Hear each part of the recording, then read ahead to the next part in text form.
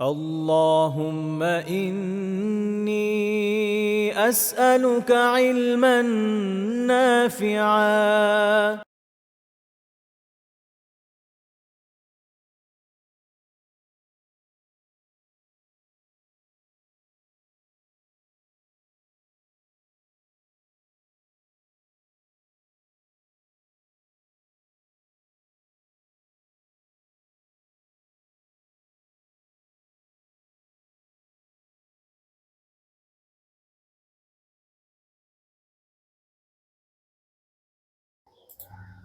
السلام عليكم ورحمة الله. إن الحمد لله نحمده ونستعينه ونصلي على رسوله الكريم وعلى آله وصحبه أجمعين أما بعد. আলহামদুলিল্লাহ, আল্লাহ তাআলার অনেক শুকরিয়া যে আমরা একটা ছোটখাটো বিরতির পরে আবার আমাদের তা শুরু করছি। আমরা বিগত দিন আলোচনা করছিলাম যে যারা দরিদ্র তাদের সাথে রাসূলুল্লাহ সাল্লাল্লাহু আলাইহি ওয়াসাল্লামের আচরণ কেমন ছিল। টপিকটা মোটামুটি একটু লম্বা, যেহেতু এই বিষয়ে আসলে অনেক রেওয়ায়াত রয়েছে এবং প্রত্যেকটাই আসলে আলাদা আলাদা দিক নির্দেশনা আমাদেরকে দেয় আলহামদুলিল্লাহ। এবং এতগুলো আমরা এখন পর্যন্ত দার্স নিয়েছি, আশা করি প্রত্যেকটা থেকে আপনারা নতুন নতুন কিছু না কিছু বিষয় দেখেছেন। তো আজকে ইনশাআল্লাহ তাআলা চেষ্টা করব এই বিষয়ে শেষ দর দিতে। যদি এটা আজকে আমাদের আলোচনা শেষ হয়ে যায়, তো আগামী দিন থেকে ইনশাআল্লাহ তাআলা আমরা আরেকটা টপিক শুরু করব। আজকে আমার গলা অনেক ভেঙে আছে, যদি কথা একদমই বুঝতে না পারেন অবশ্যই জানাবেন ইনশাআল্লাহ তাআলা কমেন্টে। আম জুমে, যারা জুমে আছেন তারা। আচ্ছা, তো গতদিন আপনাদের খেয়াল আছে আমি এটা নিয়ে আলোচনা করছিলাম যে যারা দরিদ্র ব্যক্তিরা রয়েছেন তাদেরকে রাসূলুল্লাহ সাল্লাল্লাহু আলাইহি ওয়াসাল্লাম বিভিন্ন ধরনের কাজের জন্য উৎসাহ দিয়েছেন যে তারা বিভিন্ন পেশা গ্রহণ করে নেয়। ইসলাম এই বিষয়টা খুবই গুরুত্ব দেয় যে আমরা যেন অলস হয়ে বসে না থাকি এবং যাদের যা সামর্থ্য রয়েছে সে বিষয়ে অ্যা নিজেদের প্রয়াসকে ব্যয় করি এবং উপার্জনের যথাসাধ্য চেষ্টা করি। তো অনেক ক্ষেত্রে দেখা যায় যে আমাদের অঞ্চল এবং কিছু কিছু এরিয়ার মানুষজনের একটা স্বভাব রয়েছে। তারা হয়তো অহেতুক অনেক বেশি সময় নষ্ট করে। যেটা আমরা বলি যে প্রোডাক্টিভ না, এরকম বিভিন্ন কাজে তারা সময় ব্যয় করে। না দিনের ক্ষেত্রে উত্তম, না দুনিয়ার ক্ষেত্রে উত্তম। কোন ক্ষেত্রে উত্তম কোন কাজে তারা সময় ব্যয় করে না। আবার অনুত্তম কাজগুলোতে সময় ব্যয় করে। কেউ হয়তো অলস বসে, বসে গান শুনবে। এখানে এমন কিছু বিষয় আছে যেগুলো গুনাহ। আর কিছু আছে গুনাহ না, কিন্তু অহেতুক কাজ, কোন খায়েরের বিষয় না। এই যেমন বলছিলাম যে কেউ হয়তো গান শুনে, সিনেমা দেখে, অহেতুক আড্ডা মেরে, হ্যাঁ? চায়ের দোকানে বসে, বসে চা খাবে আর আড্ডা মারতেই থাকবে। যেটাতে দিন এবং দুনিয়াবি কোনো খায়ের নাই। তারপরে আ কখনো দেখা যাচ্ছে যে বিভিন্ন জায়গায় অহেতুক ঘোরাঘুরি করবে। এরকম বিভিন্নভাবে মানুষ তাদের সময়কে আপনি দেখবেন যে অপচয় করে থাকে আমাদের আমাদের সারাউন্ডিং পরিবেশের মধ্যে আমরা এটা দেখি। মনে রাখতে হবে যে আসলে জীবন খুব সংক্ষিপ্ত এবং এটা প্রোডাক্টিভলি ব্যয় করার জন্যই আল্লাহ তাআলা আমাদেরকে দান করেছেন। এজন্য আমরা দেখি যে আব্দুল্লাহ বিন মাসউদ রাদিয়াল্লাহু তাআলা আনহুর একটা বর্ণনা রয়েছে যে তিনি বলেছেন, "ইন্নী লা আমাকুতুর রাজুলা আন আরাহু ফারিগা লাইসা ফিহি শাইউম মিন আমালিদ দুনিয়া ওয়ালা আমালিল আখিরাহ।" তিনি বলেছেন যে আমি এমন ব্যক্তিকে ঘৃণা করি, যাকে আমি দেখি যে সে ফারেক হয়ে বসে আছে, কোনো কাজ নেই, বেকার বসে আছে। বেকার আছে, কোনো কাজ নেই তার। এবং এমন অবস্থা আছে যে না দুনিয়ার কোনো কাজ করছে, না দিনের কোনো আখিরাতের কোনো কাজ করছে। অর্থাৎ আপনি যখন দুনিয়ার বৈধ প্রোডাক্টিভ কাজ করবেন, সেটাও শরিয়াতে খুবই প্রশংসনীয় বিষয়। কারণ ওইটার অনেক খায়ের আছে, আমরা এর আগে আলোচনা করেছি। অর্থাৎ বিষয় এরকম না যে আমাদের শুধু আখিরাতের কাজই করতে বলা আছে। এটাও বাস্তবতা যে আমাদের সব কাজই আসলে আখিরাতের জন্য। একজন মানুষ যখন হালাল হারাম মেইনটেইন করে চলে, তখন তার জীবনটা এক পরিপূর্ণরূপে ইবাদার একটা রূপ পরিগ্রহণ করে। তার ওইটাও খায়েরই, আখিরাতের খায়েরই। যেখানে মূল উদ্দেশ্য হচ্ছে যে দুনিয়ার বিভিন্ন কাজ, উপার্জনের কাজ বা পরিবারের দেখভাল থেকে নিয়ে বিভিন্ন ধরনের কাজ যেগুলো দুনিয়াতে কল্যাণকর। এরকম কোনো কাজের মধ্যেও নাই আখিরাতের কোনো কাজের জন্য, যেমন ইবাদতে, যেগুলো নিখাত ইবাদত, যেমন সলাত আদায় করা, জিকির করা, কিতাবাতি পড়া, এরকম বিভিন্ন কাজ। তো কোনো কিছুই করছে না। অলস অকর্মণ্য হয়ে বসে আছে। তো তিনি বলছেন যে, "এ ধরনের লোককে আমি ঘৃণা করি।"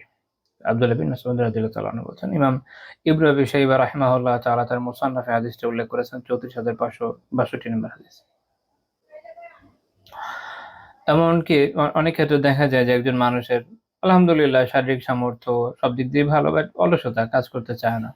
এমন না যে এমন কোনো কাজে সে আটকে আছে যে তার পক্ষে কাজ করা সম্ভব না। কাজ করতে চায় না, অলস হয়ে বসে থাকতে চায়।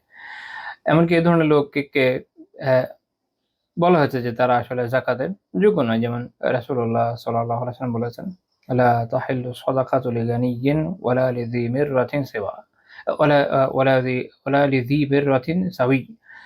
সুনান তিরমিজি 652 নম্বর হাদিস, যে লোক অবস্থা সম্পন্ন, সচ্ছল, শক্তিমান, হ্যাঁ, সুস্থ দেহের অধিকারী, এমন লোকের জন্য এমন লোকের জন্য আপনার সদাকা এটা হালাল নয়। এখানে সদাকা দেওয়ার উদ্দেশ্য জাকাত, নফল সদাকা না। তবে ইমাম তিরমিজি রাহিমাহুল্লাহ হাদিসকে হাসান বলেছেন। তবে এখানে একটা বিষয় হচ্ছে, সেটা হচ্ছে যে হতে পারে যেমন লোক আলহামদুলিল্লাহ সে শক্তিমান, হ্যাঁ, সুস্থ দেহের অধিকারী, কিন্তু দেখা গেল যে তার জন্য এমন কোনো উপায় নাই যেটা দেশে উপার্জন করতে পারে। হতে পারে মানুষ এমন কোনো সিচুয়েশনে পড়ে, কারণ একজন মানুষের শারীরিক সামর্থ্য থাকলে সে সবসময় উপার্জন করতে পারবে এরকম না। এমন কোনো জায়গায় আছে যেখানে তার এমন কোনো স্কিল নাই যেটা দিয়ে সে আসলে উপার্জন করতে পারে। তখন অনেকে মনে করে যে তুমি কিছু করে খাও। মনে রাখতে হবে যে হয়তো তার এই মুহূর্তে সম্ভব হচ্ছে না, তার হয়তো স্কিলটা নাই। ওইটাও দেখা দরকার যে যদি এরকম হয়, সেরকম ক্ষেত্রে সে অভাবী হওয়ার কারণে জাকাতযোগ্য হয়। যেমন তিরমিজি রাহিমাহুল্লাহ তাআলা এই হাদিসের পরে আলোচনা করতে গিয়ে বলেছেন, ওইদা খানা রাজুলু কাওয়িয়ান মুহতাজা লাম ইয়াকুন ইনদাহু শাই। যখন মানুষ এরকম হবে যে সে শক্তিশালীও, আবার সে মুহতাজও, সে আ মুখাপেক্ষী, তার প্রয়োজন, এবং তার কাছে এমন কিছু নাই যেটা দিয়ে সে আসলে তার এই প্রয়োজনটা পূরণ করতে পারে বা ওই সামর্থ্য, মানে ওই যে বললাম যে খালি শক্তি হলে তো হবে না। রাজুলুন কাওয়িয়ুন, শক্তিশালী লোক, মাশাআল্লাহ। কিন্তু এটা দিয়ে কি হবে?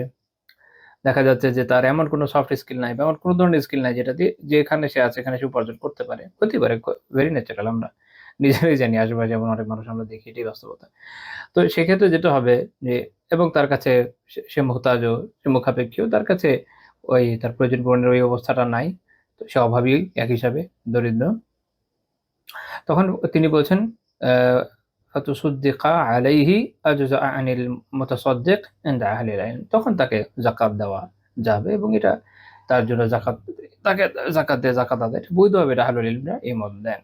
কাজে এখানে যে একটা ব্যালেন্স আছে, এটা একটু খেয়াল রাখতে হবে। কারণ আমরা অনেক সময় চেরি পিকিং দেখি, অনলাইনে চেরি পিকিং দেখি। কেউ মনে করছে যে আছে একজন লোক দেখতে হাট্টা-কাট্টা মাশাআল্লাহ। কিন্তু তার এমন কোনো প্রয়োজন আছে, পরিবারে হয়তো কেউ খুব অসুস্থ, তার চিকিৎসা করতে গিয়ে সব খরচ করে ফেলেছে। স্বাভাবিকভাবে সে মুহতাজ, স্বাভাবিকভাবে সে নেওয়ার যোগ্য। ওরকম সে হয়তো একটা ক্যাম্পেইন করতে গিয়ে একজন এরকম হাদিসে রেকর্ড করে সুন্দর করে দিয়ে দিছে। আপনি শক্তিশালী একটা মানুষ, আপনার জন্য বৈধ না। তারপর সে দারিদ্র্যের মধ্যে পড়ে গেছে ভাই।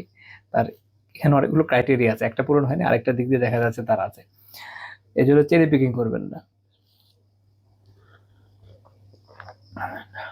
তো ব্যাপার হলো এখানে যে উৎসাহ দেওয়া হচ্ছে এখানে, যে আপনার সামর্থ্য আছে তাহলে এরকম কাজে ব্যয় করবেন। তাহলে এই মানুষের থেকে জাকাত উঠায় খাবেন না, বরং চেষ্টা করবেন নিজের উপার্জনে যেন চলতে পারেন। এবং ওইটাই হলো মূল কথা, যে ইসলাম উৎসাহ দিচ্ছে কি? উপার্জন যেন একজন মানুষ করতে পারে তার সামর্থ্য মতো, হ্যাঁ? অলসে বসে থাকবে এরকমটা ইসলাম উৎসাহ দিচ্ছে না।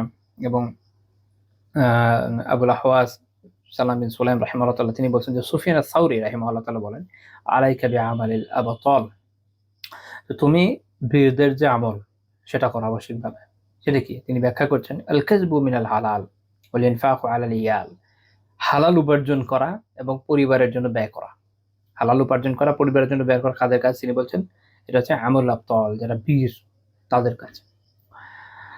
তো দেখা যায় যে আলহামদুলিল্লাহ অনেক অনেক পরিচিত ভাইদের ক্ষেত্রে এরকম দেখেছি যে তারা মাশাআল্লাহ অনেক ধরনের বীরত্বের কাজই করতে চান, কিন্তু পরিবারের জন্য কাজ যেগুলো করা, পরিবারের দায়িত্ব পালন করা, উপার্জন করা, তাদের জন্য ব্যয় করা, এই বীরত্বের কাজটা তারা করতে ওইভাবে আগ্রহী অনেক সময় হন না। দুনিয়ার অনেক বীরত্বের কাজের প্রতি আগ্রহ থাকলেও এই বীরত্বের কাজটা তারা অনেক সময় ভুলে যান বা অবহেলা করেন। মনে রাখতে হবে যে ইসলাম এটাতে উৎসাহ দিয়েছে, বরং আমরা যেন এই বীরত্বের কাজটা খেয়াল রাখি, হ্যাঁ? এবং এটা যথাসম্ভব চেষ্টা করি। পরিবারের দায়িত্ব নিলে বোঝা যায় মাশাআল্লাহ যে কাজটা কত কঠিন। আচ্ছা, তো যাই হোক, এটা একটা ভূমিকাও বলতে পারেন, বা আগের যে আলোচনা ওটার লেজ যেহেতু আগের দিন শেষ করতে পারিনি, এজন্য এটা আনলাম। এখানে আমাদের উৎসাহটা নিতে হবে। যে আমরা আমাদের সামর্থ্য মতো ইনশাআল্লাহ চেষ্টা করব। বাট এটা মনে রাখতে হবে যে সব তো তাকদীরের বিষয়। আপনি আপনার মতো চেষ্টা করতে পারেন। আমাদের বান্দার দায়িত্ব এতটুকু চেষ্টা করা। দেয়া তো আল্লাহর হাতে। বান্দা অনেক সময় অনেক চেষ্টা করার পরেও অনেক সময় বিফল হয়ে যায়। মানুষ দেখবেন যে অনেকভাবে ব্যর্থ হয়ে যায়। আপনি টাইমলি বেরও হইছেন মাশাআল্লাহ। একদম অনেক সময় নিছেন। মনে করেন যে একটা ট্রেন আপনার যাবে বা বাস আপনার যাবে। ০.৫ ঘন্টা আপনার বাসা থেকে দূরত্ব। আপনি ২ ঘন্টা আগে রওনা দিয়েছেন। চিন্তা করেছেন এর থেকে বেশি আর কি করার, তাই না?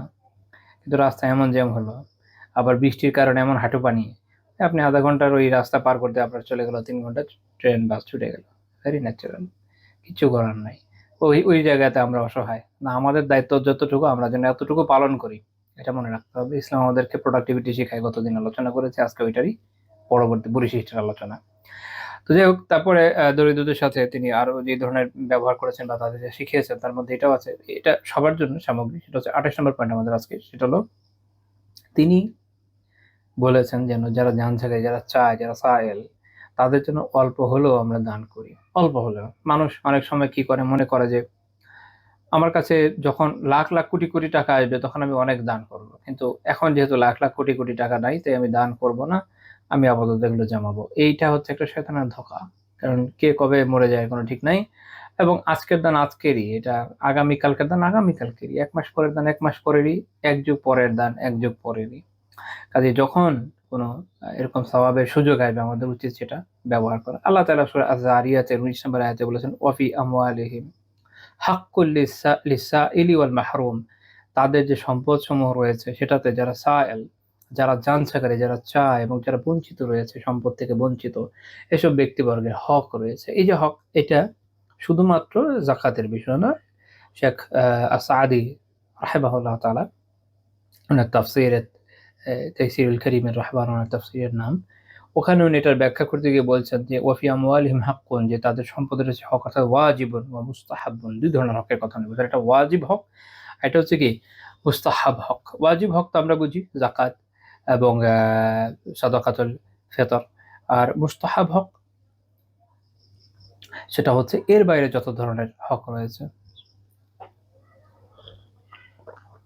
যেমন কোনো দরিদ্র এসে চাইলো, কারো প্রয়োজন, কেউ তার ইলম অর্জনে সাহায্য চাইলো, কেউ তার চিকিৎসার জন্য সাহায্য চাইলো, কেউ তার পরিবার চালানোর জন্য সাহায্য চাইলো, বিভিন্ন ক্ষেত্রে সাহায্য চাইলো, যেগুলো আসলে ওয়াজিব পর্যায়ের না। যাকাত, আপনার যাকাত আদায় হয়ে গেছে বা আপনার যাকাত ওয়াজিব নয়, এই অবস্থায় আপনি যখন এইসব জায়গাগুলোতে বা এরকম যতগুলো জায়গায় হবে সাদাকা করবেন, অধিকাংশ জায়গায় মুস্তাহাব, কোনো কোনো জায়গা প্রয়োজনের কারণে বা অন্যান্য উসুলের কারণে ওয়াজিবের দিকে যায়, কিন্তু ব্রড সেন্সে এগুলো মুস্তাহাব জায়গা। তো মনে রাখতে হবে যে সম্পদের মধ্যে শুধুমাত্র ওয়াজিব হক আছে এরকম না, মুস্তাহাব হকও রয়েছে। এটা অনেকে ভুলে যান, মনে করেন যে জাকাত আদায় করেছে আর সারা বছর কিছু করবো না, এরকম না। আমাদের সবসময় আরো বিভিন্ন ধরনের হক আদায় করতে হবে। গুরুত্বপূর্ণ বিষয় হচ্ছে এটা যে একজন মুমিন আসলে আখিরাতের প্রেরণায় উজ্জীবিত থাকে, যত নেক কাজের সুযোগ তার আসে সেটা সে অবশ্যই করবে। একটা নতুন জিকির শিখেছেন, আগে একটা জিকির করতেন বলে এটা করবেন না এরকম না, এটার উপর ইনশাআল্লাহ আমল করবেন। নতুন একটা জায়গায় আলহামদুলিল্লাহ সাদাকার সুযোগ এসছে, অন্যান্য জায়গায় করি, এখানেও একটু হলেও কন্ট্রিবিউট করবেন। একটা আমল শিখেছেন, অনেক আমলে আপনি প্যাকটাপ একদম মাশাআল্লাহ, তারপরেও একটু সুযোগ পেলে এই আমলটা করা উচিত। মনে রাখেন যে মুমিন সবসময় সুযোগ খোঁজে কিভাবে আরো নেক আমল করতে পারে, আর পাপী সবসময় সুযোগ খোঁজে কিভাবে আরেকটু পাপ বিভিন্ন সময় করতে পারে কোনো সুযোগে। এটা এই এই এই এই হচ্ছে মাইন্ডসেট, এটা খেয়াল রাখা দরকার। কিছু মানুষ আছে না এদিকের না ওইদিকের, এরা যে কি করতেছে আল্লাহ তাআলা জানেন। আমি এক লোকের ঘটনা শুনেছিলাম, সে হচ্ছে আপনার অ্যাডিক্টেড, ড্রাগ অ্যাডিক্টেড। তো তার ফ্যামিলি তাকে কোনো একটা দেশে পাঠিয়েছে, যে দেশে পাঠিয়েছে ওখানে তারা ভাবতেও পারে না এখানেও সে ড্রাগস পেতে পারে, ইভেন সে ওখানকার ভাষাও জানে না। এক আত্মীয়ের কাছে পাঠিয়ে দিয়েছে, চিন্তা করে যে ওখানে কাজ করে খাবে। তার আবার স্কিল ছিল, একটা স্পেসিফিকলি একটা বিষয় স্কিল ছিল, সে খুব ভালো কাপড় বানাতে পারে, এটা তার ভালো একটা স্কিল, দর্জির কাজ ভালো পারে। তো সে ওখানে গিয়ে, আমি ভুলে গেছি 1 সপ্তাহ না 2 সপ্তাহের কথা বলেছে, তার আত্মীয়র থেকে শোনা। তো এর মধ্যে সে ওখানে খুঁজে পেয়েছে ওই ড্রাগসের আপনার সাপ্লাই চেইন, চিন্তা করেন। তো এই হচ্ছে যারা বিভিন্ন পাপে নিমজ্জিত থাকে, তারা দেখবেন যে উপায় খুঁজে বের করে নেয় কিভাবে করা যায়।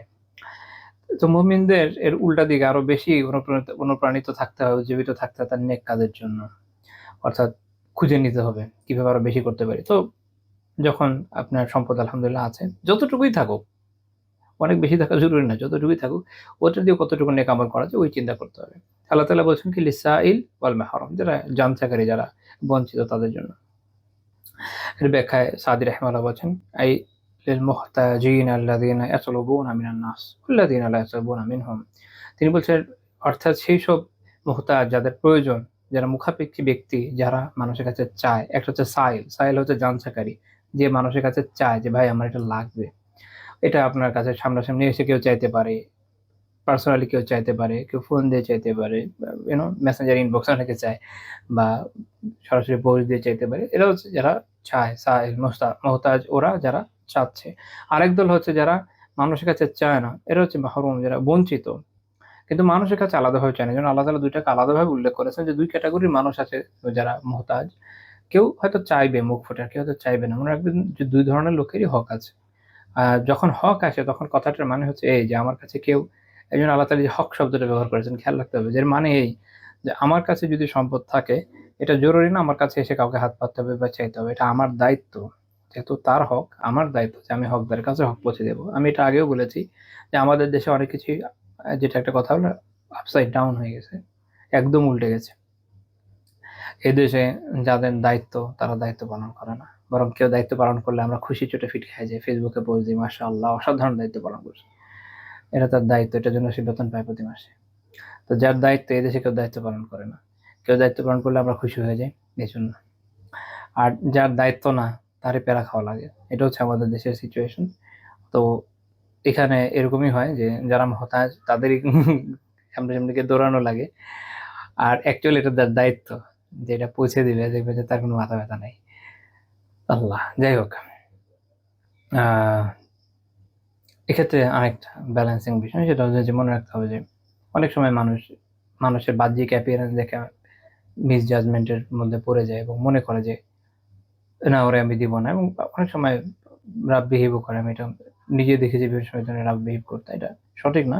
রাসূলুল্লাহ সাল্লাল্লাহু আলাইহি ওয়াসাল্লাম আমাদের কি শিখেছেন, তিনি বলেছেন লিসাইল হাক্কুন ওয়া ইন জাআ আলা ফারাস, একজন যানছাকারীর হক রয়েছে, তা সে যদি ঘোড়ার পিঠে চড়ে আসে। ঘোড়া আরবদের হিসেবে বেশ দামি বাহন। আহ, মোটামুটি উট আপনি অনেকের ক্ষেত্রে পাবেন, দেখবেন যে বদর যুদ্ধে, ওহদ যুদ্ধে এরকম হিসাব দেওয়া হচ্ছে যে কতগুলো ঘোড়া, কারণ ঘোড়া জিনিসটা খুব রেয়ার ছিল, সবার ঘোড়া হতো না। যেন আল্লাহ রসুল স্পেসিফিকলি এটা উল্লেখ করেছে, যদি ঘোড়ায় চড়েও আসে, কিন্তু যদি সে সাইল থাকে, যানছাকারী থাকে, তার হক আছে, সেটা আদায় করুন। তো এটা হতে পারে সাধারণ মোবার বিষয়, সাধারণত এটা প্রযোজ্য, কারণ আমরা জানি যে যেটা সাধারণত নফল সাদাকা, এটা দুনিয়ার যে কাউরি করা যায়। তো আমি একটা এক্সাম্পল দিই, বুঝতে সহজ হবে।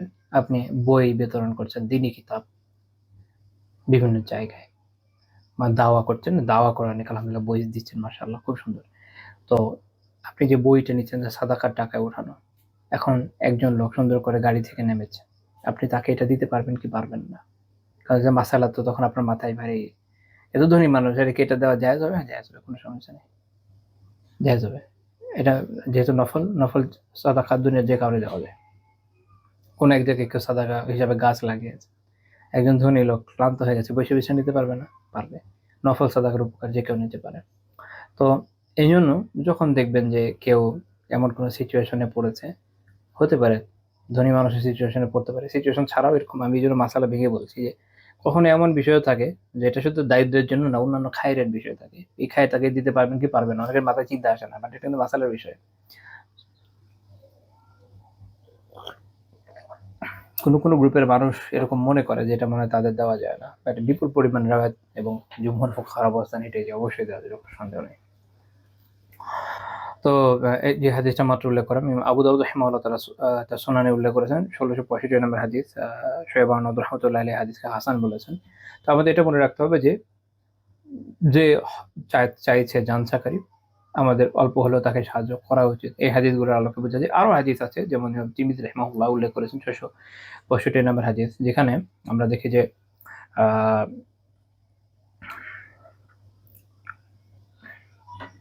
একজন সাহাবিয়া, যিনি রাসূলুল্লাহ সাল্লাল্লাহু আলাইহি ওয়াসাল্লামের কাছে বায়াত করেছিলেন, তো তিনি এটা প্রশ্ন করেছেন, সুন্দর একটা প্রশ্ন, যে অনেক সময় মিসকিন যারা, তারা আমাদের দরজায় এসে দাঁড়ায়, কিন্তু তাদেরকে দেওয়ার জন্য আমি হাত কিছু পাই না। অর্থাৎ উনি বুঝাতে চাচ্ছেন যে দেওয়ার মতো যেগুলো হয়, আমরা অনেক সময় স্ট্যান্ডার্ড সেট করি যে এটা এটা এটা দিব, বা এই অ্যামাউন্ট দিব, নাই পকেটে। তাহলে রাসূল কি বললেন? তিনি বললেন ইল্লাম তাজিদি লাহু শাইআ তু'তিহি ইয়াহু ইল্লা যুলফান মুহরাকা ফাদফাইহি ইলাইহি ফি ইয়াদিহি। আল্লাহ রাসূল সাল্লাল্লাহু আলাইহি ওয়াসাল্লাম বললেন যে যদি তুমি পশুর পায়ের খুর, যেটা আম পোড়ানো খুর, এটা দেওয়ার মতো জিনিস ছাড়া আর কিছু না পাও, তাহলে এটাই তার হাতে দিয়ে দাও। এখন একটা তো বিষয় হচ্ছে এইখানে যে খুর ইটসেলফ একটা খুবই নিম্নমানের জিনিস, খুব বেশি কাজের বা খুব যে দামি জিনিস এমন তো না, পুরো পশুর মধ্যে এটা তুলনামূলক কম ইউজেবল। আর আরেকটা বিষয় হচ্ছে যে অর্থাৎ যেটাকে পোড়ানো হয়েছে, অনেক সময় অনেক জায়গায় মানুষ এটা খায়, কোনো কোনো জায়গায় আল্লাহ জানে কোন পর্যায়ে, মানে পুরোটা তো যায় না, কিছু কিছু অংশ খাওয়া যায়। মানে আমার এক্সপিরিয়েন্স নাই, আমি অনেক আগে কোথাও একবার দেখেছিলাম এরকম। যেখানে মূল উদ্দেশ্য হচ্ছে এটা বোঝানো যে সবচেয়ে নিম্নমানের যে জিনিস, যদি ওটা দেওয়ার মতো তোমার কাছে কিছু থাকে তো দিয়ে দাও, মানে একদম বঞ্চিত করো না। অর্থাৎ তুমি যদি তাকে খালি হাতে ফিরিয়ে দাও, তাহলে তুমি যে সওয়াবটা পেলে না, কিন্তু তুমি যদি তাকে অল্প যা আছে তাই দাও, তাতে তুমি সওয়াবটা পাচ্ছ। অর্থাৎ দেখেন, আমাদের কাছে অনেক সময় মানুষ সাহায্য চাইতে আসে, ঠিক আছে, আমি হয়তো তাকে একটা ভালো অ্যামাউন্ট দিতে পারছি না, পকেটে 5 টাকা হলেও হয়তো ভাঙতি আছে, দিয়ে দিই, যা আছে দিয়ে দিই। হ্যাঁ, যদি না থাকে, একদমই না থাকে, ওটা আলাদা কথা, কিন্তু অনেক সময় আমরা মনে করি যে আমার পকেটে বড় অ্যামাউন্ট নাই, তো কিভাবে দিই। বা মসজিদে বা যে কোনো জায়গায় কেউ সাহায্য চাইছে, কিভাবে দিই।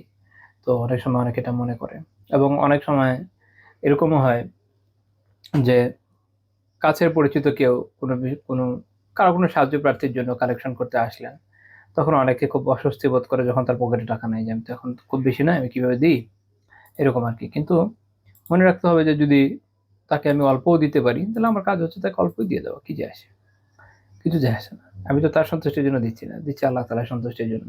আর আমরা সুন্নাহ থেকে এটাই জানি যে আমার সামর্থ্য মতো যা দেবো ওটা আল্লাহ তাআলা দেখবেন। এটা আমার আমার আমার যে নিয়ত সেই অনুযায়ী, আমার যে ইখলাস সেই অনুযায়ী আল্লাহ তাআলা এই অল্প দানকে অনেক বড় বানিয়ে দিতে পারেন। সব আল্লাহ তাআলার হাতে। কাজেই ছোট মনে করবেন না। যতটুকু সম্ভব, যেভাবে সম্ভব ইনশাআল্লাহ আল্লাহ তাআলা দিবেন। এটা কোনো ব্যাপারই না। এটা কোনো ব্যাপার না। তবে এটা সত্য যে যারা নিচ্ছে তাদের অনেক সময় আল্লাহ জানে তাদের কিভাবে ইগো হার্ট হয়, কিন্তু হয় অনেকের। এটা বেঠিক। আপনি তো চাইতে এসছেন। যদি চাইতেই আসেন, ইগো জিনিসটা পাশে রেখে আসা উচিত। তো এই হাদিস ইমাম তিরমিজি রাহিমাহুল্লাহ হাসান সহিহ বলেছেন।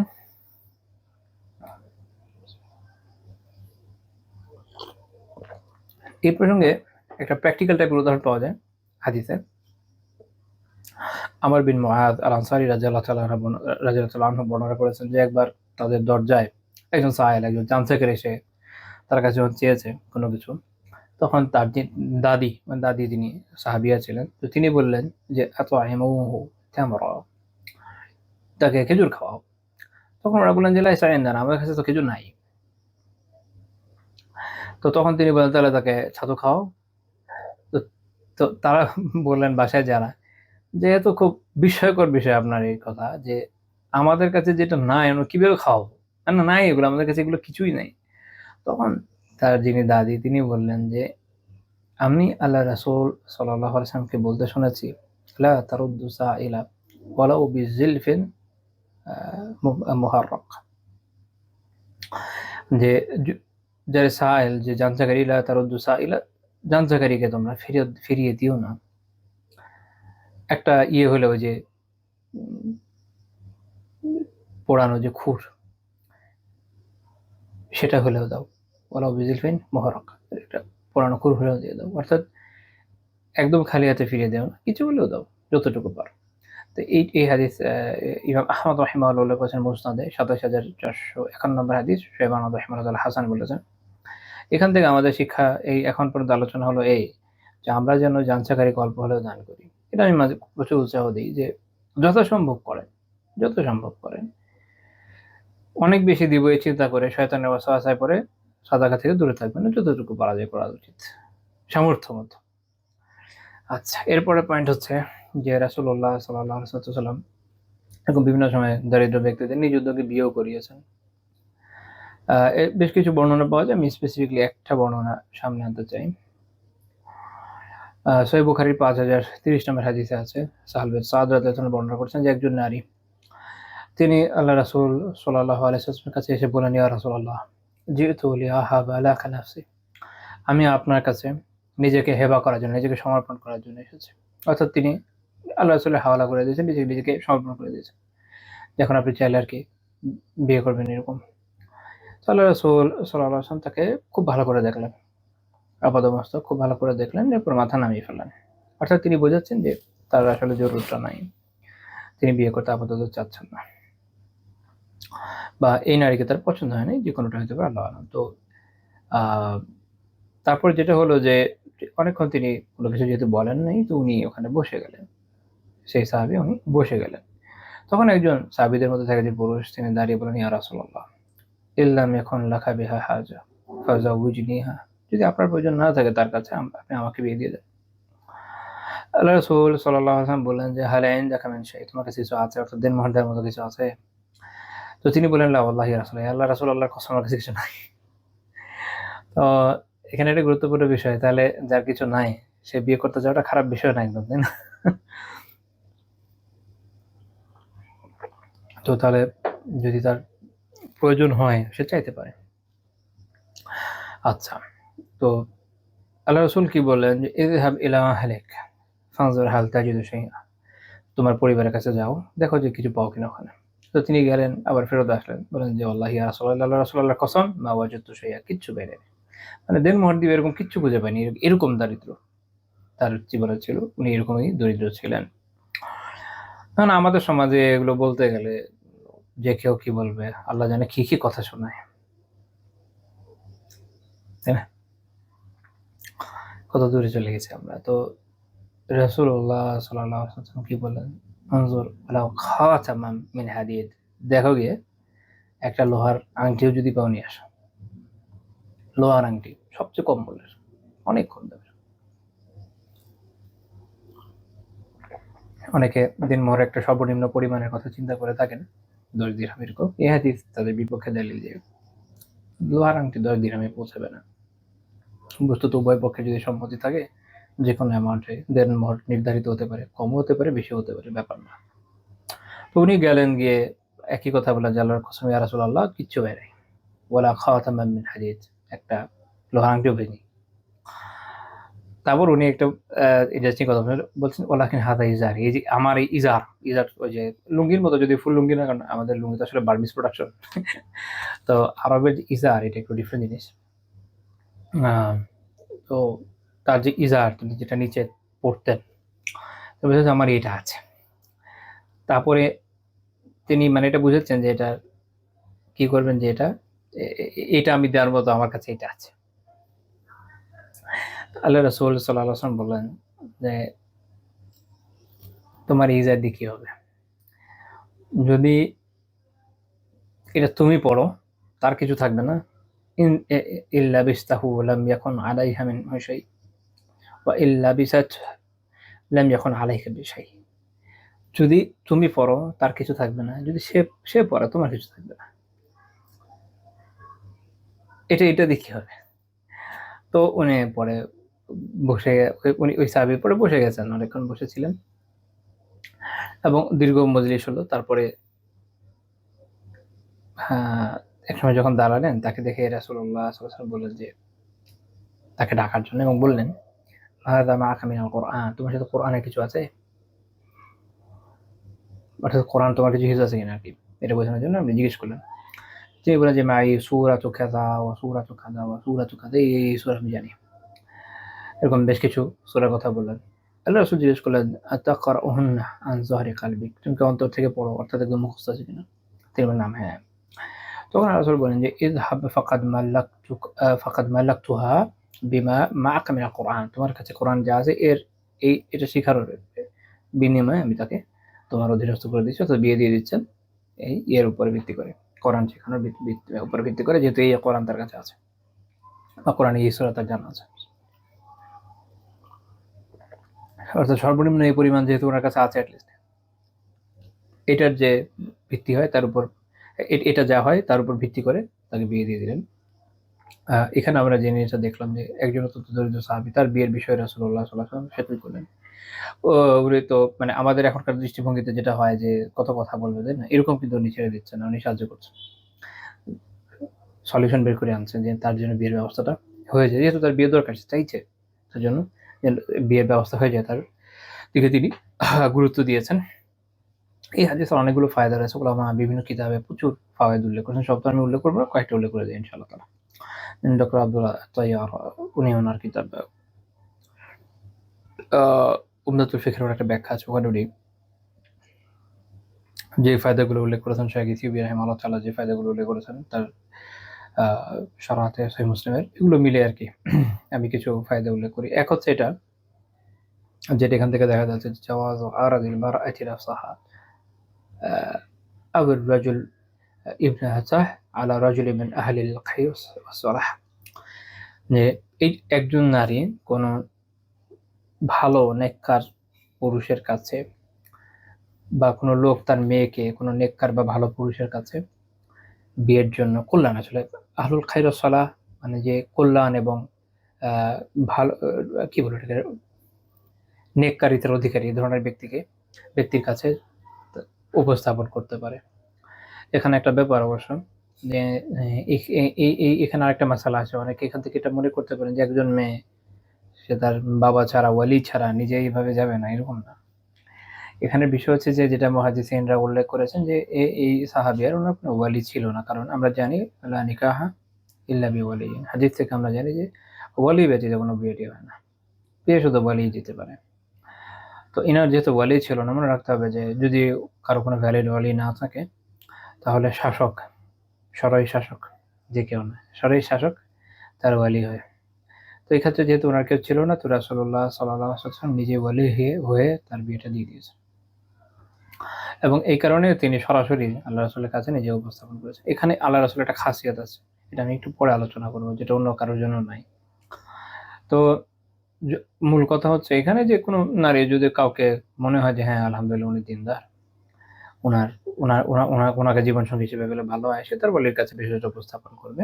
তার ওয়ালি, তার পিতা বা তার ভাই, সে ব্যক্তির সাথে যোগাযোগ করবে, এতে কোনো খারাপই নেই, শারীরিকভাবে কোনো খারাপই নেই। আমাদের সমাজে অনেক কিছু খারাপ মনে করা হয়, বেহায়াপনা মনে করা হয়, যেটা আসলে হায়ারই বিষয়। আর অনেক কিছুকে খুব হায়া মনে করা হয়, যেটার থেকে বড় বেহায়াপনা কমই আছে দুনিয়ায়। আচ্ছা, এরপরে যে বিষয়টা এখান থেকে আমরা পাই সেটা হচ্ছে যে বিয়ে করতে চায় কোনো নারীকে, তাকে যে দেখা যায়, তাকে দেখতে পারে, খুব ভালো মতো আপাদমস্তক দেখতে পারে, তার দলিল এখান থেকে পাওয়া যায়। এখানে এটা আরেকটা জিনিস পাওয়া যায় যে যেটা ওই যে বলছিলাম একটু আগে, ওইটাই শেখ আব্দুল আত্তাইয়ার উনি উল্লেখ করেছেন, যেখানে এটাও আছে একটা শিক্ষা যে ওয়ালায়াতুল ইমাম আলাল মারআতি আল্লাতী লাইসা লাহা ওয়ালিয়্যুন মিন আকরিবাইহা, যে তার যে নারীর কোনো ওয়ালি তার পরিবার আত্মীয়-স্বজনের মধ্যে নাই, তার জন্য ইমাম বা শাসক, সরকারি শাসক সেই ওয়ালি হয়। আরেকটা বিষয় জানা গেল জানা হলো বুদ্দা মিনাস সিদাক, অর্থাৎ মাহার যে ওয়াজিব সেটা এখান থেকে জানা গেল, কারণ হচ্ছে যে সামান্য হলেও মাহারের ব্যবস্থা করতে বলা হয়েছে। তারপরে এই হাদিস থেকে এটাও জানা গেল যে মাহার খুব অল্প হতে পারে, এটা জায়েজ, কোনো সমস্যা না, কারণ এখানে রাসূলুল্লাহ সাল্লাল্লাহু আলাইহি ওয়াসাল্লাম কি বলেছেন যে ওয়ালাউ খাতামা মিন হাদিদ, একটা লোহার আংটি হলেও যেন নিয়ে আসে। এখানে আরেকটা বিষয় হচ্ছে যে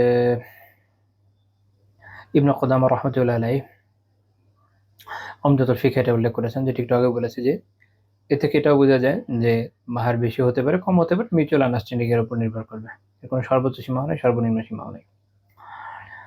আরেকটা বিষয় হচ্ছে যে এখানে একটা বিষয় জানা গেল, সেটা হচ্ছে জাওয়াজ আন ইয়াকুনা সিদাকু মানফাআতান কাতালিমি কুরআন আও আদাব আও সানআ আও খিদমাতি আবদ নাহি যালিক। এখানে একটা মাসালা আছে ক্রিটিক্যাল, সেটা হচ্ছে অনেকে এই হাদিস থেকে মনে করেন যে কেউ যদি অমুক সূরা শিখে বা বলবে যে অমুক সূরার বিনিময়ে বিয়ে করছে, এরকম আমি দেখেছি। এটা কোনো আলেম, কোনো ফুকাহাদের মধ্যে, প্রাচীন ফুকাহাদের মধ্যে কেউ এই ধরনের কথা বলে নাই। মূলত এই হাদিস বাংলায় বুঝতে গেলে এই সমস্যা হওয়াটা অতি স্বাভাবিক। আচ্ছা আচ্ছা, এখানে যেটা যে বিমা মা কামিনা কোরআন, এখানে ব্যাকরণিক বিশ্লেষণে যাচ্ছি না, এটার মূল কথা হলো এই যে এটার বিনিময়, অর্থাৎ এটা শিখানোর বিনিময়, যে উনি কি করবেন এটা শিখাবেন, তাকে কোরআনে এই সূরাগুলো যেগুলো উনি জানেন এটা শিখাবেন, এই শিখানোর একটা বিনিময় হবে, একটা কি আসবে, একটা বিনিময় আসে না, আপনি কাউকে কোরআন শিখাচ্ছেন, একটা হাদিয়া দিবেন না, একটা এমন এরকম টাকা আসছে, ওই যে যেটা আপনি তালিম করলেন, তালিমের যে বিনিময়, ওটার বিনিময়ে বেসিক্যালি বিয়ে হয়েছে। এখানে এই তালিম যেটা করলো, ওই তালিমটার বিনিময়টা হলো এখানে তার সিদাক, এটা হচ্ছে তার মাহার। কোরআনের আয়াত যেটা সে মুখস্থ করেছে ওটা না, মানে কিরকম বলে যে আমি আমার জামাইকে শর্ত দিয়েছি এই সূরা মুখস্থ করলে তাহলে এই জন্য এটা আমার মাহার। তার মুখস্থ করে আপনার মাহার আদায় হবে না। মাহার তখন আদায় হবে যদি সে এটা আপনাকে শিখিয়ে দিতে পারে। তাহলে তার যেটা ইয়ে হলো যে তার যে যেটাকে আমরা বলতে পারি তার যে ওখানে যে হাদিয়াটা সে পাওয়ার কথা আপনার থেকে ওইটার বিনিময়ে বেসিক্যালি হয়ে যায়। যদিও এটা ধরা হয় না এক্সাক্টলি এত টাকা এরকম ধরা হয়নি, বাট ওটা ধরে নেওয়া হবে যে এই হিসেবে আদায় হয়েছে। ফুকাহারা এইভাবে দুই স্কোরে ভাগ হয়েছে, যেমন যে আদৌ কোরআনের তালিমের বিনিময়ে জায়েজ কি জায়েজ না। তো এমন অনেক আলিম আছেন যারা মনে করেন যে এই বিনিময়টা নেওয়া বৈধ না। যেমন হানাফি আলিমদের মুতাকাদ্দিমিন যারা প্রাচীন হানাফি আলিমরা ছিল, ওনারা কোরআন শিখানোর বিনিময়ে কোনো বিনিময় নেই বৈধ মনে করতেন না। মুতাআখিরিনরা পরবর্তীরা এটা চেঞ্জ করেছেন, অন্য মাযহাবের মাসালা গ্রহণ করেছেন, বাট হানাফিদের প্রাচীন আলেমরা এরকম ভিন্ন মনে করতেন। তো তারা এটাকে হিসাবেও ধরেন নাই, তারা অন্যরকম ব্যাখ্যা করেন। তো যাই হোক, ইবনে কুদামা রাহমাতুল্লাহ যেরকম উল্লেখ করেছেন তার মূল কথা হচ্ছে এই, কোনো কিছু যদি এরকম শেখানো তালিম করা, যেমন কোরআন কেউ তালিম করলো বা আদব শেখালো বা কোনো ধরনের ক্রাফটিং কারিগরি কোনো বিষয় কাউকে শেখাবে বা কোনো একজন খাদেমের সার্ভিস তাকে দিল, এগুলোর বিনিময়ে যে তার অ্যামাউন্ট যেটা পাওয়ার কথা ওইটা আসলে ওইটার বিনিময় হিসাবে যে মাহারকে ওইটাকে মাহার হিসেবে কাউন্ট করা যায়, ওইটার বৈধতা মূলত এই হাদিস থেকে পাওয়া যায়।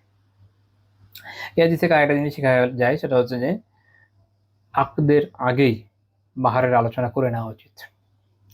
কারণ এটা যেটা হবে যে পারস্পরিক যে পরে দ্বন্দ্ব সংঘাত হয় এটা দূর হয়ে যায় এবং নারীর জন্য একটু উপকারী, কারণ সে আগে থেকে জানতে যে কি পাবে। এখানে আরেকটা জিনিস আমরা জানলাম, সেটা হচ্ছে যে মাহার এর আলোচনা যখন হয়ে গেল, যদি একমত হয় দ্রুততার সাথে এটাকে মেনে নেওয়াটাই মুস্তাহাব উভয় পক্ষের জন্য। এখানে আরেকটা বিষয়, যেমন শেখ ইতিবি রাহিমাহুল্লাহ বলছেন যে বায়ানু মা আকরামাল্লাহু আযজা ওয়া জাল্লা নাবিয়্যাহু সাল্লাল্লাহু আলাইহি ওয়াসাল্লাম হাইথু আবাহা লাহু আয়াতাযাওয়াজ মা শাআ মিনান নিসা ওয়া মিন যালিকা আন তাহাবা লাহুল মারআতু নাফসাহা ফায়াকবালাহা। এটা বলছিলাম যেটা ওনার খাসিয়াত, যে আল্লাহ তাআলা তাকে আল্লাহ রাসূলকে সম্মানিত করেছেন এই বৈশিষ্ট্যটা যে তিনি নারীদের মধ্যে যাকে চান বিয়ে করতে পারতেন, এবং কেউ নিজেকে তার কাছে সমর্পণ করতে পারতেন, হিবা করতে পারতেন, যে আমি আমার নিজেকে আপনার কাছে সমর্পণ করলাম, হিবা করলাম। আল্লাহ তাআলা সূরা আল আহজাবে বলেছেন 50 নম্বর আয়াতে, ওয়ামরাআতাম মুমিনাহ ইউ ওয়াহাবাত নাফসাহা লিন-নাবিয়্যি ইন আরাদান নাবিয়্যু আইয়াস্তানকিহা। এখানে আল্লাহ তাআলা বলে দিচ্ছেন যে কোন মুমিন নারী সে যদি তার নিজেকে আল্লাহ রাসূলের জন্য হেবা করে, নিজেকে সমর্পণ করে, আল্লাহ রাসূল যদি তাকে বিয়ে করতে চান, এটার বৈধতা আল্লাহ তাআলা এখানে দিচ্ছেন। এখন হয়েছে যেটা এই হাদিস থেকে অনেকে মনে করেছে যে কোনো নারী মনে নিজেকে এরকম সমর্পণ করতে পারে না। এই জন্য এই আয়াত মনে রাখতে হবে। এই আয়াতের পরের অংশে আল্লাহ বলছেন খাওয়ালিসাতাল লাক, এটা আপনার জন্য খাস, মিন দুনিল মুমিনিন, মুমিনদের জন্য না। অর্থাৎ মুমিনদের সবার মধ্যে শুধু আপনার জন্য এই বৈশিষ্ট্য খাস, এটা আর কারোর জন্য না, মাথায় রাখতে হবে। আচ্ছা, আরেকটা বিষয় এই হাদিস থেকে শেখা যায়, সেটা হচ্ছে যে নজরুল ইমাম ফি মাসালিহি রাইয়াতিহি ওয়া ইরশাদিহিম ইলা মা ইউসলিহুহুম। যিনি শাসক, যিনি নেতা, যিনি ইমাম, তিনি তার প্রজাকুলের কল্যাণ এর দিকে নজর দিবেন এবং তাদেরকে সঠিক কল্যাণের পথটা দেখাবেন। এটা এখান থেকে বোঝা যায়। আচ্ছা, এই আমাদের পয়েন্ট আলোচনা হলো। 23 নম্বর পয়েন্ট, রাসূলুল্লাহ সাল্লাল্লাহু আলাইহি ওয়াসাল্লাম এটাকে খুব উদ্বুদ্ধ করতেন, যেটা পরস্পরকে আর্থিক সহায়তা করে। আমরা মুহাজিরিনরা যখন মদিনাতে হিজরত করে আসলেন তখনকার পরিস্থিতি নিয়ে যখন আলোচনা করেছি আমরা এটা দেখেছি। এর বাইরেও একটা ঘটনা এখানে উল্লেখ করতে পারি, যেমন আশআরী সাহাবী যারা ছিলেন, এটা তাদের একটা গোত্র ছিল আশআরী। ওই গোত্রের বিষয়ে রাসূলুল্লাহ সাল্লাল্লাহু আলাইহি ওয়াসাল্লাম এটা বলেছেন যে ইন্নাল আশআরিয়িন ইযা আরমালু ফিল গাজওয়ি আও ক্বাল্লা তুআমু ইআলিহিম বিল মাদিনা। আশআরী যারা, তারা যদি কোনো যুদ্ধের সফরে বের হয় বা তাদের পরিবারের মধ্যে যদি মদিনাতে থাকা অবস্থায় খাদ্যের অভাব হয়, জামাউ মা কানা ইনদাহুম ফি সাওবিন ওয়াহিদ সুম্মা ইকতাসামুহু বাইনাহুম ফি ইনাইন ওয়াহিদ বিসাওয়িয়া। তার একটা কাপড়ে সব খাবার-টাবার জমা করে এক পাত্রের মাধ্যমে সবাইকে সমান সমান ভাবে বন্টন করে দেয়। যে হয়তো অনেক বেশি দিয়েছে কিন্তু সে কিন্তু বেশি পাচ্ছে না, সমান সমান ভাবে বন্টিত হচ্ছে। ফাহুম মিন্নি ওয়া আনা মিনহুম, তারা আমার, আমি তার। এই যেটা উনি বললেন যে এটা মূলত ইমাম নববী রাহিমাহুল্লাহ বলছেন, এর মানে হচ্ছে এটা হচ্ছে আল মুবালাগা ফি ইত্তিহাদি তরিকিহিমা ওয়া ইত্তিফাকিহিমা ফি তাআতিল্লাহি তাআলা। এই যে তারা আমার আমি তাদের, এটাতে বোঝানোর উদ্দেশ্য এটা আরবিতে আসলে এক ধরনের প্রয়োগ, যেটা থেকে এটা বোঝা যায়, যেটা এইটার খুব অতিরঞ্জন বা আধিক্য বোঝায় যে আল্লাহ রাসূল সাল্লাল্লাহু আলাইহি ওয়াসাল্লাম তাদের তাদের এই যে পথটা, তারা যে কাজটা করেছে, এটার সাথে তিনি কতটা ঐকমত্য পোষণ করেন এবং আল্লাহ তাআলার আনুগত্যে কতটা একাত্মতা পোষণ করেন, সেটা বোঝানোর জন্য এই শব্দটা উনি প্রয়োগ করেছেন। তো এখানে আমরা যেটা দেখি সেটা হচ্ছে, আমরা বলতে পারি যে বায়ানু ফাজিলাতিল ইসার ওয়াল মুআসা, অপরকে নিজের উপর প্রাধান্য দেওয়ার যে ফজিলত এবং পারস্পরিক সহযোগিতার যে ফজিলত, সেটা এখান থেকে দেখা যায়। এটা সহিহ বুখারী হাদিস 2486 নম্বর হাদিস। এখানে আরেকটা বিষয় দেখা যাচ্ছে, সেটা হচ্ছে এই গোত্রটার ফজিলত। আর একটা ব্যাপার আমরা দেখি যে রাসূলুল্লাহ সাল্লাল্লাহু আলাইহি ওয়াসাল্লাম কেন তাদের প্রশংসা করলেন, তাদের বিশেষ বৈশিষ্ট্য হিসেবে, এবং এইভাবে গুরুত্ব দিলেন যে তারা এই যে পরস্পরকে সহযোগিতা করছে, এটাকে তিনি খুব উদ্বুদ্ধ করেছেন। তো কাজেই যারা ইভেন দরিদ্র আছে, তারাও যদি নিজেরা পারস্পরিক সহযোগিতা করতে পারে, তারা নিজেরাও কিন্তু উপকৃত হতে পারবে, অন্যদের উপরও চাপ কমবে। আরেকটা বিষয় হচ্ছে যে এখান থেকে আমরা এটা বুঝি যে যাদের আল্লাহ তাআলা উত্তম রিজিক দিয়েছেন, সাহায্য করেছেন, তাদের বাসার প্রশস্ততা দিয়েছেন, তাদের উচিত যেভাবে অন্যদেরকে সাহায্য করা, অন্যদের ইহসান করা, অন্যদেরকে নিজের উপর প্রাধান্য দেওয়া, দিনী ভাই বোনদের নিজের উপর প্রাধান্য দেওয়া যথাসম্ভব, এবং তাদের সহযোগিতা করে, এবং এর মাধ্যমে রিজিক কমবে না বরং বাড়বে। ইবনে তাইমিয়া রাহিমাহুল্লাহ তাআলা মাজমুউল ফাতাওয়াতে এক জায়গায় বলেছেন, ৮ম খণ্ডের ৫৪১ পৃষ্ঠায় বলছেন যে সাইয়ু সাইয়ান, রিজিক অন্বেষণের ব্যাপারে উনি বলছেন যে দুই ভাবে রিজিক অন্বেষণ করা যায়। সাইয়ুন ফি মা নুসিবা লিররিজকি কাসসানাআতি ওয়া জিরাআ ওয়া তিজারা। এক তো হচ্ছে যে যেসব প্রয়াসের মাধ্যমে মানুষ উপার্জন করে, সেটার মাধ্যমে উপার্জন করার চেষ্টা করা, যেমন বিভিন্ন কারিগরি কৃষিকাজ, তারপর হচ্ছে ব্যবসা বাণিজ্য। আরেকটা কি, ওয়াসাইউন বিদুআ ওয়া তাওয়াক্কুলি ওয়াল ইহসান ইলাল খালকি ওয়া নাহwi যালিক। এবং আরেকটা হচ্ছে উনি বলছেন যে দোয়া, আল্লাহর উপর ভরসা, তাওয়াক্কুল করা এবং আল্লাহর বান্দাদের প্রতি ইহসান করা, অনুগ্রহ করা, এরকম বিভিন্ন কাজের মাধ্যমে উপার্জনের চেষ্টা করা। তাহলে এটা দ্বিতীয় পন্থা। উনি এরপর বলছেন, এটা মূলত এরপরে যেটা বলেছেন সেটা হাদিসেরই অংশ, সেটা হচ্ছে ইন্নাল্লাহা ফি আউনিল আবদি মা কানাল আবদু ফি আউনি আখি। একজন বান্দা যতক্ষণ তার ভাইয়ের সাহায্যের রত থাকে, আল্লাহ তাআলা তাকে সাহায্য করেন। তো তাহলে বোঝা যাচ্ছে যে আপনি যত রিজিক কামাই করতে চান, কিভাবে করবেন? এক তো হচ্ছে রিজিকের প্রচলিত যে উপায়গুলো, আপনি হয়তো ব্যবসা করছেন, চাকরি করছেন, যা করছেন আলহামদুলিল্লাহ। এরপরে আর কি উপায়? দোয়া করা আল্লাহর কাছে, আল্লাহর উপর তাওয়াক্কুল করা, এবং আল্লাহর বান্দাদের প্রতি ইহসান করা, দরিদ্রদের প্রতি ইহসান করা, বা ইভেন আপনার সমপর্যায়ের লোকেরও হতে পারে ইহসানের প্রয়োজন, যে কারো প্রতি ইহসান করা। কেননা আপনি যতক্ষণ আপনার ভাইদেরকে, বোনদেরকে সাহায্য করবেন, আল্লাহ আপনাকে সাহায্য করবে। দেখবেন আপনি বন্ধ করে দিয়েছেন, আল্লাহ বন্ধ করে দিয়েছেন। এবং এটার উদাহরণ এত বেশি, আপনার আশেপাশে বুঝলে পেয়ে যাবেন, নিজের জীবনে পেয়ে যাবেন। তো দেখা যায় যে আলহামদুলিল্লাহ, যারা সবার জন্য খুব উন্মুক্তভাবে কাজ করে, আপনি দেখবেন যে আল্লাহ তাআলা তাদের কখনো আটকান না। আল্লাহর মেহেরবানিতে তাদের রিজিক চলতেই থাকে। এখন কখনো এরকম হবে যে আপনার নিজের সামর্থ্য আছে, আপনি করবেন। আবার কখনো এমন হতে পারে আপনার সামর্থ্য নেই, তো কি করবেন? যাদের আছে তাদের দিকে নিয়ে দিবেন। অর্থাৎ আপনি তখন খায়রের একটা পথ উন্মুক্ত করলেন। তার বেনিফিট কি? আপনি কিন্তু আপনার সওয়াবের রাস্তা চালু রাখলেন। আমি এই বিষয়ে অবশ্যই উৎসাহ দিব। সেটা হলো এই যে, হতে পারে অনেক সময় আমাদের নিজেদের সামর্থ্য থাকে না। বাট আমরা একটা কল্যাণের পথ দেখিয়ে দিতে পারি। আরেকজনকে হয়তো রেফার করতে পারি। আরেকজন থেকে এনে দিতে পারি। কোন না কোনভাবে সাহায্য করতে পারি। তবে অবশ্য এই এনে দেওয়ার ক্ষেত্রে আমি ঋণের পরামর্শ দেব না। না। কারণ ঋণের ক্ষেত্রে যেটা হয়, আপনার তো আসলে থাকা লাগবে। ওই বিশ্বস্ততা আছে কিনা এটা তো জানা দরকার। সাধারণত আপনি ভুল জায়গায় দিলেও আপনার সব পেয়ে যাবেন। এটা নিয়ে আমি পিছনে আলোচনা করেছি। ঈশ্বরই আলহামদুলিল্লাহ খুবই প্রশস্ত এই বিষয়ে। কিন্তু ঋণ যদি দেখা যায় যে ওটা কেউ মেরে দেয়, ওটা তো পরে আপনি জামিনদার হিসেবে আপনাকে দেওয়া লাগবে না? প্যারা আছে তো। তো এইজন্য ঋণের পরামর্শ দিব না। সেক্ষেত্রে যারটা দিচ্ছে তাকে অনেক যাচাই বাছাই করে দিতে হবে। তারপরও ওইটা যে ব্যাক পাবেন এর গ্যারান্টি খুব কম। বাংলাদেশে যারা সুদী কারবার করে, যারা এনজিও চালায়, তারা কিছুভাবে আরকি গলায় পাড়া দিয়ে ঋণ আদায় করে। এটা ছাড়া যারা কর্জে হাসানা দেয়, তাদের আসলে ঋণ আদায় করার রেকর্ড খুব দুর্বল। খুব দুঃখজনক, কিন্তু এটা বাস্তব। যাই হোক, কিন্তু এইজন্য বললাম সাদাকা বা এসব বিষয়ে সাহায্য করেন। সেটাতে কোনো সমস্যা নেই, বরং অনেক ভালো। ৩১ নম্বর পয়েন্ট, এটা আমাদের আজকের শেষ পয়েন্ট। সেটা হচ্ছে যে আ রাসূলুল্লাহ সাল্লাল্লাহু আলাইহি ওয়াসাল্লাম এই উম্মার জন্য দারিদ্রের এত ভয় পান নাই। তিনি দারিদ্রের চেয়ে ধনাঢ্যতাকেই বেশি ভয় পেয়েছেন। সহিহ বুখারী ৪০১৫ নম্বর হাদিস, যে রাসূলুল্লাহ সাল্লাল্লাহু আলাইহি ওয়াসাল্লাম আবু উবাইদা ইবনে জাররাহ রাদিয়াল্লাহু তাআলা আনহুকে বাহরাইনে পাঠিয়েছিলেন জিজিয়া আনার জন্য। বাহরাইন একটা সুলহ, একটা চুক্তির মাধ্যমে ইসলামের অধীনে আসে। এবং জিজিয়ার বিনিময়ে, তখন আলা বিন আল হাদরামি রাদিয়াল্লাহু তাআলা আনহুকে ওখানে শাসক নিযুক্ত করা হয়। তো আবু উবাইদা রাদিয়াল্লাহু তাআলা ওখানে গিয়েছিলেন জিজিয়া আনতে। তো তিনি যখন আসলেন একদম এমন সময় এসেছেন যে মানুষ রাতে খবর পেয়ে গেছে, ফজরের সময় সবাই চলে আসে ফজর পড়ার জন্য। এর মানে এই না যে সাহাবীরা ফজর পড়তেন না, সেটা এরকম না। এই রিওয়ায়াত থেকে অনেকে ভুল বুঝতে পারে, ব্যাখ্যা করে দিচ্ছি। এই নয়তো এই কথার ব্যাখ্যার প্রয়োজন ছিল না। সেটা হচ্ছে মদিনা একটা শহর, মনে রাখতে হবে। এখানে মসজিদুন নববী ছাড়াও একটু এর বাইরে মসজিদে কুবা আছে, আর আরো কিছু মহল্লার মসজিদের কথা বিভিন্ন রিওয়ায়াত থেকে জানা যায়। তো সাধারণত ওয়াক্তিয়া সলাতে সবাই তো আর আসতেন না, জুমার সলাতে সবাই আসতেন, কারণ আসতে সময় লাগতো। তো ওয়াক্তিয়া সলাত সবাই যে যার ওখানেই পড়তেন, কিন্তু এরকম বিশেষ বিশেষ সময়ে জুমার সলাতে, জিহাদের সময়, বিভিন্ন সময় তারা কেন্দ্রে আসতেন যখন ডাকা হতো। তো এটা হচ্ছে মূল উদ্দেশ্য, যে যেহেতু তারা দূর দূর পর্যন্ত খবর চলে গিয়েছিল, অভাবের সময় ছিল, তো সবাই চলে আসছেন, যে যেহেতু বন্টন হবে যার জন্য পান। তো সালাত শেষ হওয়ার পরে রাসূলুল্লাহ সাল্লাল্লাহু আলাইহি ওয়াসাল্লাম সাধারণত মুসল্লিদের দিকে ঘুরে বসতেন। তো তিনি যখন দেখলেন সবাইকে, তিনি ফাতাবাসসামা, তিনি মুচকি হাসলেন তাদের দেখে।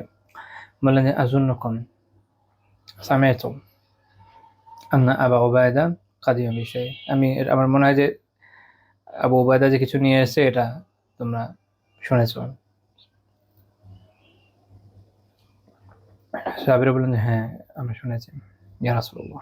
তাহলে রাসূল বললেন আবশিরু ওয়া আমিলু মা ইয়াসুররুকুম, তোমরা সুসংবাদ গ্রহণ করো এবং আনন্দদায়ক, সামনে যে একটা সুখের দিন আসছে, মূলত এটা ব্যাখ্যার মধ্যে বললাম। এই বিষয়ে, এই আনন্দের বিষয়ে আশাবাদী থাকো, আশায় থাকো। ফাওয়াল্লাহি, আল্লাহর কসম, মাল ফাকরা আখশা আলাইকুম, আমি তোমাদের জন্য দারিদ্র্য ভয় করি না।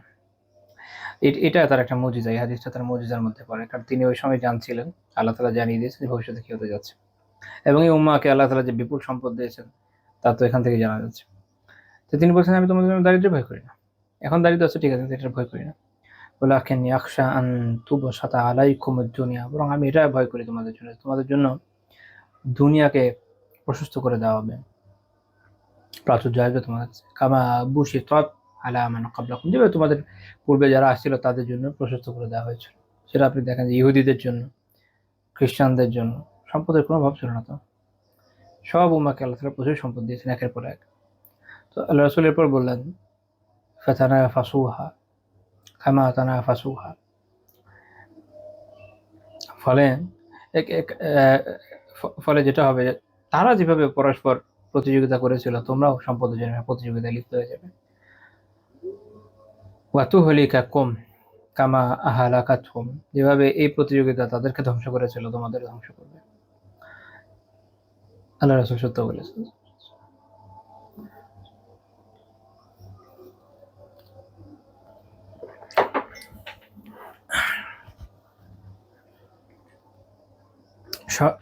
সম্পদের যে প্রতিযোগিতা, এটা উম্মাহকেও কম ধ্বংস করে নাই। সম্পদ আঁকড়ে ধরার প্রবণতা উম্মাহকে বারবার পিছিয়ে দিয়েছে। এটা আমি আগেও বলেছি, আপনাদের খেয়াল আছে কিনা, যে এই উম্মাহকে আল্লাহ তাআলা সম্পদ কম দেন নাই। এমন না যে আমরা গরিব। পৃথিবীতে যতগুলো মুসলিম দেশ আছে, আপনি যদি খেয়াল করেন, সেটা আফ্রিকার মরক্কো থেকে নিয়ে আমাদের এশিয়ার ব্রুনাই পর্যন্ত মুসলিম দেশ, মুসলিম সংখ্যাগরিষ্ঠ দেশ, হাতে গোনা কয়েকটা ছাড়া সবগুলো অত্যন্ত ধনী। ব্রুনাই, মালয়েশিয়া, ইন্দোনেশিয়া এরা তো ফকির না। আবার ওইদিকে মরক্কো, আলজেরিয়া, তিউনিসিয়া এরাও দরিদ্র না। আরবের দেশগুলো তো আপনারা জানেনই কেমন, হাতে গোনা কিছু। অবশ্যই আমাদের উপমহাদেশের মধ্যে পড়ে কিছু কিছু জায়গা আছে যারা আর্থিক দিক থেকে দরিদ্র, তবে এদেরকে আল্লাহ অন্যদিকে সম্পদ দিয়েছেন, যেটা হচ্ছে মানব সম্পদ। উম্মাহ যদি সামগ্রিকতার বিচারে একত্রিত থাকে এবং দিনের যে তাকাজা সে অনুযায়ী কাজ করে, তাহলে উম্মার জন্য অর্থ সম্পদ, খনিজ সম্পদ, মানব সম্পদ কোনো কিছুর অভাব হবে না। আলহামদুলিল্লাহ সবই আছে। সমস্যা হচ্ছে উম্মাহ বিচ্ছিন্ন হয়ে গেছে। সমস্যা হচ্ছে উম্মাহ তার এই অ্যাসিডগুলোকে কাজে লাগায় না। সমস্যা হচ্ছে সংকীর্ণ জাতীয়তাবাদে উদ্বুদ্ধ হয়ে উম্মাহ নিজেকে বিচ্ছিন্ন করে দিয়েছে। সমস্যা হলো এখানে যে অর্থবিত্তের প্রতিযোগিতায় তারা এমনভাবে পাগল হয়েছে যে যেটা তাদের যাদের কারো কারো অবস্থা এরকম, যাদের প্রয়োজন থেকে এত বেশি সম্পদ আছে, এই সম্পদের হিসাব দিতে দিতে কিয়ামতে কি অবস্থা হবে আল্লাহ একমাত্র জানেন। কিন্তু সে আরো প্রতিযোগিতা, আরো আপনি বলতে পারেন যে পাগলের মতো প্রতিযোগিতায় লিপ্ত, আরো বানাতে চাচ্ছে। মরুভূমির মধ্যে যেখানে এমন কোনো খাদ্য নাই, সেখানে সে আম, বিভিন্ন ধরনের কনস্ট্রাকশনের কাজে অহেতুক অর্থ ব্যয় করে এক একটা ফেল্ড প্রজেক্ট করে বসে আছে, যেটা থেকে কোনো ইয়ে আসে নাই, আউটকাম আসে নাই। 20-30 বছর আগেও করেছে, হয় নাই, এখন করছে, এটাও আসবে না, ইনশাল্লাহ আগামীতেও হবে না, এগুলোর কোনো কাজে আসবে না। তো সম্পদের এসব প্রতিযোগিতা এইভাবে উম্মাকে বিভিন্ন দিক থেকে ধ্বংস করছে। এবং কারো কারো অবস্থা এরকম যে উম্মার এক অংশ যখন বিপদে আছে, তাকে সাহায্য করতে সে আগ্রহী না, এই জন্য সে মনে করে যে এটা করতে গেলে আমি একটু ঝামেলা পড়বো, আমার সম্পদ ক্ষয়ে যাবে, সম্পদের ভয়। তো এই সম্পদের ভয় উম্মাকে অনেক ক্ষতিগ্রস্ত করেছে, এটাই বাস্তবতা। এটা তো মানে রাষ্ট্রীয় পর্যায়ে, আর ব্যক্তি পর্যায়ে তো এটা বলে শেষ করা যাবে না আমরা এতটা ক্ষতিগ্রস্ত। তো এই হাদিসের ব্যাখ্যা ইমাম ইবনে বাত্তাহ রাহিমাহুল্লাহ তাআলা বলেছেন, হাদিহিল হাদিসু, উনি কয়েকটা হাদিস উল্লেখ করেছেন পরপর, তারপর বলছেন যে তানবীহুন ফি আন্না জাহরাতাদ দুনিয়া ইয়ানবাগি আন ইউখশা সুউ আখিবাতিহা ওয়া শাররু ফিতনাতিহা মিন ফাতহিল্লাহি আলাইহি দুনিয়া। আল্লাহ তাআলা এই হাদিস থেকে এটা আমাদের জানা উচিত, যে সতর্ক হওয়া উচিত, যে আল্লাহ তাআলা যার জন্য দুনিয়া খুলে দিয়েছেন, দুনিয়ার দরজা যার জন্য খুলে দিয়েছে, তো সে যেন এই যে দুনিয়ার যে সৌন্দর্য, এগুলো দেখে, নাজ নিয়ামত দেখে, সেজন্য তার শেষ পরিণতি নিয়ে ভীত থাকে। এবং এই বিষয়গুলোর যে নিকৃষ্ট পরীক্ষা রয়েছে, ফিতনার আসল অর্থ কি? পরীক্ষা। তো এই যে ক্ষতিকর নিকৃষ্ট পরীক্ষা রয়েছে, এটার ব্যাপারে সেজন্য ভীত হয়। অর্থাৎ সম্পদ হাতে চলে এসেছে, আলহামদুলিল্লাহ, আল্লাহ শুকরিয়া আদায় করেন, অবশ্যই শুকরিয়া আদায় করতে হবে, শুকরগুজারি জরুরি। সেই সাথে নিজের পরীক্ষার ব্যাপারে ভয় করেন, আল্লাহকে ভয় করা লাগবে, মনে রাখতে হবে। কারণ নিয়ামত যখন আসে, ওটা একটা বড় পরীক্ষা, নিয়ামতের পরীক্ষা। যখন নিয়ামত থাকে না, সেটাও একটা বড় পরীক্ষা, সবরের পরীক্ষা, মুমিনের জীবনী পরীক্ষা। বাকিদের না, বাকিদেরও পরীক্ষা, কিন্তু ওরা আগেই ফেল করে আসছে। যতক্ষণ ইমান না আসছে, ততক্ষণ তার আসলে কি নেই, পরীক্ষার হলে এন্ট্রি নেই এক হিসাবে। যদিও সেও পরীক্ষায় আছে, লুজার, আগেই ফেল, আর গিয়ে করবে কি। কিন্তু যখন সে মুমিন, তখন সে পরীক্ষাটায় সিনসিয়ারলি বসছে। এখন তো তাকে, সে পারুক আর না পারুক, তাকে পরীক্ষা তো দিয়ে যেতে হবে। এই জন্য আমাদের ওইভাবে সচেতন হওয়া দরকার। তারপর তিনি বলছেন যে এখানে ফিহা, এবং এই যে সম্পদের জন্য যে প্রতিযোগিতা, একে অপরের পারস্পরিক প্রতিযোগিতা, এই বিষয়ে এখানে সতর্ক করা হচ্ছে। এবং এই যে ধ্বংসশীল বিভিন্ন বিভিন্ন কি বলবেন সম্পদ, সাজসজ্জা যা আছে, এগুলো নিয়ে প্রশান্ত হয়ে যাওয়ার যে ব্যাপারটা, খুব কিছু হয়ে গেছি, সে বিষয়ে সতর্কীকরণ রয়েছে। কেন নবী সাল্লাল্লাহু আলাইহি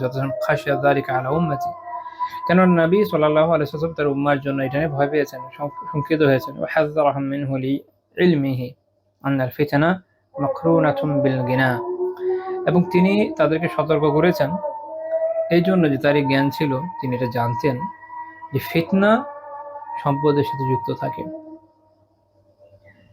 যার সম্পদ নাই সেও ফিতনায় থাকে, ট্রু। কিন্তু যার সম্পদ আছে, সে যে পরিমাণ ফিতনায় থাকে, ওই পরিমাণে সে আসলে থাকে না যার সম্পদ নাই। তারপরে ফিতনাটা যে সম্পদ ওয়ালা, তার ফিতনা অনেক বড়, অনেক ব্যাপক। কারণ যার সম্পদ আছে, সে হেন অপকর্ম নাই যেটা করতে পারে না। সে দেশের মধ্যেও করতে পারে, দেশের বাইরেও করতে পারে, দুনিয়ার যে কোনো জায়গায় গিয়ে যে কোনো ধরনের অপকর্ম সে করতে পারে। সে আরো হারামে লিপ্ত হতে পারে, সম্পদের মোহ তাকে জুলুম করতে প্রলুব্ধ করতে পারে, তাই না? মানুষের হক মারতে প্রলুব্ধ করতে পারে, সুদে জড়াতে প্রলুব্ধ করতে পারে, অনেক কিছু করতে পারে। কাজেই সে তার যে পরিমাণ ক্ষতির সম্ভাবনা, যে পরিমাণ ফিতনা, যে পরিমাণ ভয়, যার একদমই সম্পদ নাই, তার তো আসলে পরিমাণ নাই। এই জন্য এটার ক্ষতি অনেক বেশি। এই জন্য রাসূলুল্লাহ সাল্লাল্লাহু আলাইহি ওয়াসাল্লাম আমাদেরকে সতর্ক করে দিয়েছেন আগে, যে দারিদ্র নিয়ে অত ভয় না, যত ভয় ইয়ে নিয়ে, সম্পদ নিয়ে, অবভিয়াসলি। তবে এটাও সত্য যে দারিদ্র, কোনো দারিদ্র কি মানুষকে ইভেন কুফরের দিকেও নিয়ে যায়, এটাও আমরা জানি। তো কাজেই ওই যে একটা ব্যালেন্সিং কথা, যে সম্পদ দরকার, কিন্তু সম্পদ হালালভাবে দরকার, এবং সেটার যে ইসলামী নীতিমালা, সেটা মেনে আসা দরকার। তার যে হুকুকগুলো, হকগুলো, ওয়াজিব এবং মুস্তাহাব, তা আদায় করা দরকার। একই রকম ভাবে যার সম্পদ নাই, তার কাজ হচ্ছে সবর করা। এবং এই যে এখন পর্যন্ত আমরা আলোচনা করলাম 31টা পয়েন্ট, এগুলো নিয়ে চিন্তা ভাবনা করা, তো দেখবেন যে আলহামদুলিল্লাহ এগুলোর উপর যদি আল্লাহ তাআলা তৌফিক দেন, আমরা যদি আমল করতে সক্ষম হই, তাহলে ইনশাআল্লাহ তাআলা অনেকটাই আমরা সমস্যা উত্তরণে সক্ষম হবো। যারা ধনী আছে তাদের সাহায্য পাওয়া যাবে, যারা গরিব আছে পারস্পরিক সহযোগিতা করতে পারবে, এবং তারা সবর জামিল বা উত্তম সুন্দর সবর করতে সক্ষম হবে। ফলে উভয় দল আখিরাতের পথে উত্তমভাবে এগোতে সক্ষম হবে। মুসলিম সোসাইটিও তো এভাবে এগিয়ে যাবে। মানে ইসলাম তো আর আমাদেরকে কমিউনিজম শেখায় না, যে ধনী তারা একদম গলায় পাড়া দিয়ে সব সম্পদ নিয়ে যেতে হবে, এরকম না। আবার ইসলাম আমাদেরকে পুঁজিবাদও শেখায় নাই, যে যে দরিদ্র তাকে আমার বাধ্য করতে হবে যে তুমি এটা রেসে লাগে যাও, তোমার ইয়ে দিব না, আমি তোমার কোনো হক আদায় করবো না, তুমি যদি পারো আদায় করে নাও, না করলে কি বলে উর্দুতে এটা কথা না, ভার্মে যাও, আমাদের দেখার বিষয় না, এরকম না। ইসলাম আমাদের একটা ব্যালেন্স শেখায়, এবং যারা ধনী তাদের সম্পদের হক আছে এটা জানিয়ে দেয়, আবার যারা গরিব তাদেরকে কিভাবে তারা তাদের ব্যবহার করবে, কিভাবে তারা সবর করবে, এটাও শেখায়। এই যে একটা ব্যালেন্স, এটার মাধ্যমে আমরা ইনশাআল্লাহ তাআলা আমাদের যে পারস্পরিক অবস্থা এটা উন্নয়নে সক্ষম হবে। আল্লাহ তাআলা আমাদেরকে তৌফিক দান করেন, আমিন। আজকে আমাদের এই বিষয়ক আলোচনা এই পর্যন্ত থাকছে। আল্লাহ তাআলা তৌফিক দিলে আগামী দিন ইনশাআল্লাহ তাআলা আমরা আরেকটা টপিক আলোচনা শুরু করব। সুবহানাকাল্লাহুম্মা বিহামদিকা লা ইলাহা ইল্লা আনতা আস্তাগফিরুকা ওয়া আতুবু ইলাইক।